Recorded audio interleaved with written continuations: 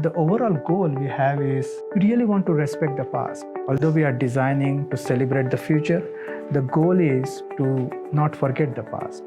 Learn from the past while we are designing this beautiful facility. The unemployment rate on the Navajo Nation is fairly high, so we were ecstatic to hire our own Native American Navajo workforce. At the end of the day, we are designing a school for them. It should work for the community. It should serve the community, reflecting and respecting the culture at the same time. Kia anin shlant lagabashashin, Hachi net otene yadashe yadatko hitlini yadashanale, Utaya Nenchle, Tsotziriere Keshte.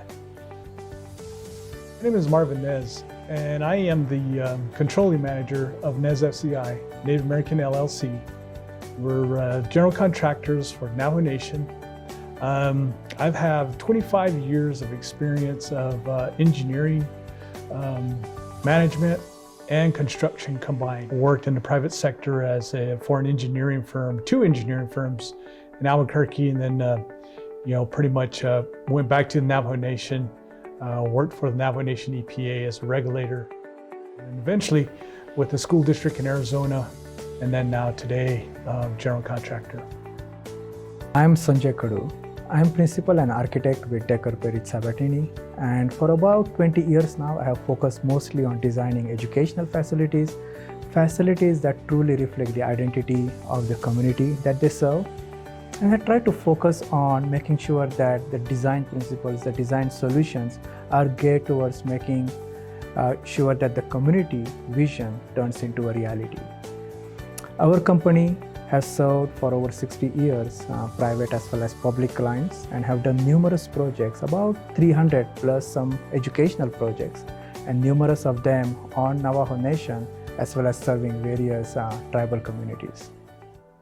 FCI, the second half of Nez FCI, have been doing construction on Navajo and sister adjacent native lands for more than 25 years, both in New Mexico and Arizona. So back to Nez FCI, 2015, that's when we started. Beginnings were really modest. We started out with $1.2 million project, science classroom renovation in Dene College. Within 5.5 years, we've elevated Nez FCI to pretty much one of the highest levels in the country, if you will. Been really blessed to receive the award of Minority Construction Firm of the Year. That's through the United States Department of Commerce Minority Business Development Agency, the MBDA. So that's who we are. We're proud of our work. We're premier contractors, design build team, and that's what we have today with Decker Perit Sabatini. When the qualifications came out, RFQ, definitely Sanjay and group reached out to us, and we put together a team, and just automatically it was it was a match. We started to collaborate. We've worked with Decker Perit Sabatini before, and projects up in the Central Consolidated, schools up in Farmington, and then on into Arizona with the Windrock Unified School District over at Saliso Middle School. And then we just continue to build that relationship, just even up to this day, just working through the challenges, but coming back with solutions, listening to our clients. And that's what Nez FCI and Decker Perit Sabatini is about. We realized after a couple of projects that we worked together that we share a common vision and goal when it comes to serving our clients. And just like Marvin said, it's all about listening to the clients, really understanding their vision and goal. Because I think both our firms believe that should be the driving force when we start working on the project. And working on Luka Chukai now, the biggest asset I think we bring to the client is the trust. There is this complete trust between both of our firms, and that trust comes across to the client when we meet with them. And And that same philosophy of listening, understanding the needs, the wants, the priorities of the school district and making them as a guiding force throughout their design and now into the construction, that is something that really brought both of our firms together. This project is located approximately an hour and a half north of Window Rock, Arizona on Route 12 over the Lucachugay Peaks, Buffalo Pass down into Lucachugay. The percentage of Native American workers, primarily Navajo, we've had pretty good success in the past and hitting the 90 percentile and above to have local craftsmen and tradesmen participate in this project is immense. Unemployment rate on the Navajo Nation is fairly high, so we're ecstatic to hire our own Native American Navajo workforce. And then when we started the design process, we met with the local senior community members, as well as we also have on staff from NESFCI, a Navajo expert, who really walked us through what are the things that are near and dear when we are designing schools on the Lucachugay community. So we really understood what the word Lucachugay means, how the importance of entry from east really matters. So we took all of that into consideration when we did the overall site planning. On that 44-acre site, it's not just the school. The school obviously is the biggest piece of the puzzle. It's going to serve about 400 students from kindergarten all the way to 8th grade. So the size of the school, I would say, plus and minus, is about 90,000 square feet. But in addition to that, we also have student dormitories, a fire station, a community fire station, a bus maintenance building, as well as staff housing, all on that same complex, along with all the age-appropriate play areas so that we can have the safe, secure play areas for different age groups, since it spans from all the way to kindergarten to 8th. So there are these different age groups that we have to make sure that they have those age-appropriate play surfaces and equipment for them.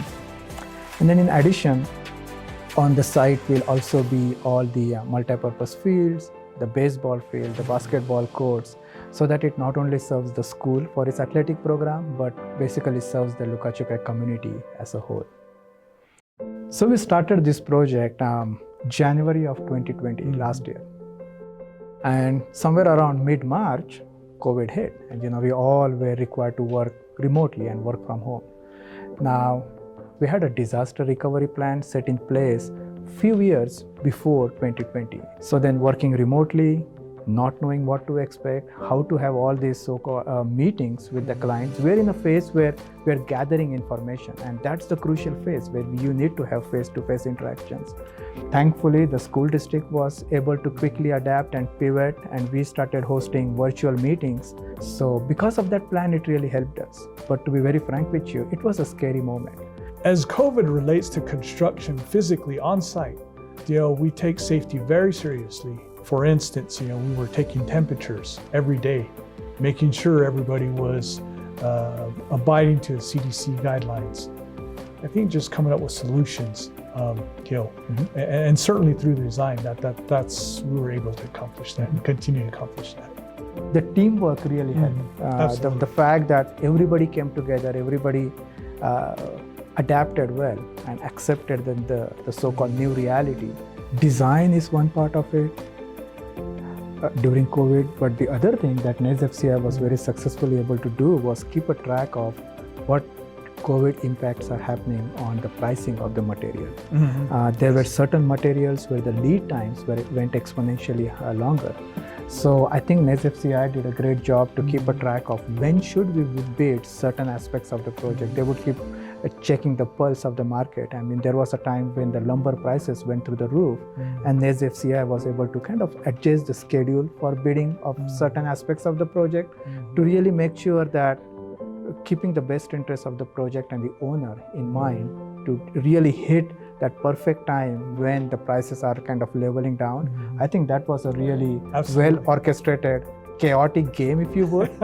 But the end result is amazing. The project is now completely bought, and it's well within the budget. So, I think it's a win-win situation. So yeah, it was scary and challenging, but I'm very happy to see where we are. Yes. The end result is something that everybody will be proud of. That was a challenge for the team. I mean, I've got a full estimating team, and as we're pricing these out, just the fluctuation of trusses for the staff housing or steel. We had to be really just up our game and just be a little bit more creative as to how and keep the budget, keep the schedule. These are all parts of risk management as a general contractor, and even in design, because if you make it stretch out too much, then you could affect your design partner and the team altogether, which relates back to the budget, of course. But we've been very fortunate to work through these and be where we're at today. The other thing I think, Marvin, we have is kind of a shared interest that we have in serving schools and educational facilities, mostly in the remote areas.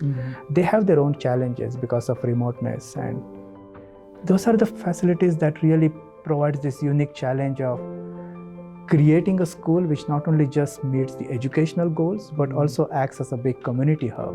It's a space which brings the community together, it's the pride of the community. So those are the things which I think we both excel in, and Absolutely. I think that's why it makes us a great team.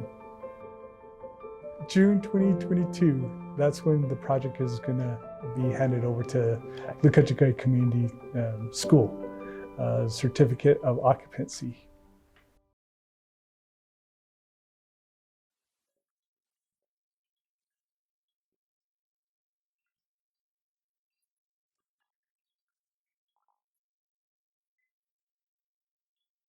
It's very emotional to see and to be part of.